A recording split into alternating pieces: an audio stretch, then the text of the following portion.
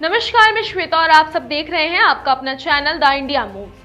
प्रधानमंत्री नरेंद्र मोदी ने अपने कर्नाटक दौरे की शुरुआत उडुपी के 800 साल पुराने और बेहद पवित्र श्री कृष्ण मठ से की, जहां पहुंचते ही पूरा माहौल भक्ति, आध्यात्मिकता और उत्साह से भर गया। मोदी जैसे ही लक्षकंठ गीता पारायण कार्यक्रम में शामिल हुए, वहां मौजूद 1 लाख लोगों की आवाज में गूंजते गीता के श्लोकों ने पूरा वातावरण दिव्य बना दिया। सोच कर देखिए, 1 लाख कंठों से निकलती गीता की ध्वनि, वो कंपन, वो सकारात्मक ऊर्जा, ये सिर्फ एक धार्मिक आयोजन नहीं बल्कि मन को स्थिर, शांत और मजबूत करने वाला अनुभव है। खुद पीएम मोदी ने कहा कि गीता के श्लोक जब इतने बड़े समूह में पढ़े जाते हैं तो ऐसी शक्ति निकलती है जो मन, मस्तिष्क और व्यक्तित्व को नया संबल देती है। साथ ही आपको बता दें कि उडुपी का श्री कृष्ण मठ यूं ही खास नहीं है। 13वीं सदी में जगत गुरु माधवाचार्य ने इसकी स्थापना की थी और यहीं से द्वैत दर्शन की शुरुआत हुई थी, जिसने भारतीय आध्यात्मिकता को एक नई दिशा दी। संत माधवाचार्य का उद्देश्य था कि वेदों और उपनिषदों की गहरी बातों को आम लोगों तक सरल रूप में पहुंचाया जाए। यही वजह है कि उडुपी आज भी आस्था, ज्ञान और भक्ति का बड़ा केंद्र माना जाता है। यहाँ की कनकन्ना किंदी यानी वो पवित्र खिड़की जहाँ से संत कनकदास को कृष्ण के दर्शन हुए थे, आज भी उतनी ही श्रद्धा के साथ देखी जाती है। इसी जगह प्रधानमंत्री ने सुवर्ण तीर्थ मंडप का उद्घाटन किया और कनक कवच समर्पित किया, जिससे इस ऐतिहासिक धरोहर को और भव्य रूप मिला। अपने संबोधन में पीएम मोदी ने पहलगाम हमले और राष्ट्रीय सुरक्षा पर भी जोर दिया और कहा कि भारत अब पहले जैसा नहीं रहा। अगर दुश्मन दुस्साहस करेगा तो हमारा सुदर्शन चक्र उसे तबाह कर देगा। सुनिए।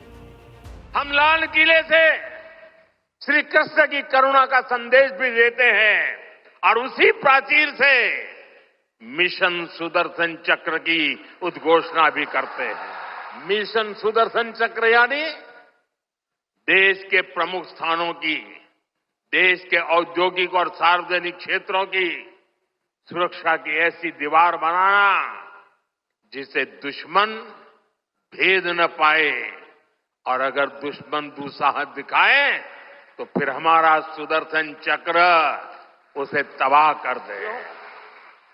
ऑपरेशन सिंदूर की कार्रवाई में भी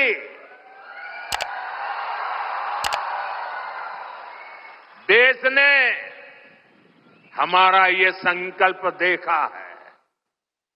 पहलगाम के आतंकी हमले में कई देशवासियों ने अपना जीवन गंवाया। इन पीड़ितों में मेरे कर्नाटका के भाई बहन भी थे, लेकिन पहले जब ऐसे आतंकी हमले होते थे तो सरकारें हाथ पर हाथ रखकर बैठ जाती थी। लेकिन ये नया भारत है, ये न किसी के आगे झुकता है और न ही अपने नागरिकों की रक्षा के कर्तव्य से डिगता है। हम शांति की स्थापना भी जानते हैं और शांति की रक्षा करना भी जानते हैं। आस्था की भूमि से दिया गया ये संदेश सुरक्षा, संकल्प और शक्ति की एक मजबूत प्रतीकात्मक घोषणा थी। मोदी ने उडुपी की राजनीतिक भूमिका को याद करते हुए बताया कि ये शहर जनसंघ और फिर बीजेपी की कर्म भूमि रहा है। खास बात यह है कि यहाँ 77 के दशक में ही जल आपूर्ति और ड्रेनेज जैसे आधुनिक सिस्टम की शुरुआत कर दी गई थी, जो आज अच्छे गवर्नेंस मॉडल का उदाहरण बनकर पूरे देश को दिशा दिखा रहा है। उडुपी कार्यक्रम खत्म होते ही पीएम मोदी सीधे गोवा के लिए रवाना हुए, जहां वे गोकर्ण परत गली जीवोत्तम मठ के 550वें वर्ष समारोह में शामिल हुए।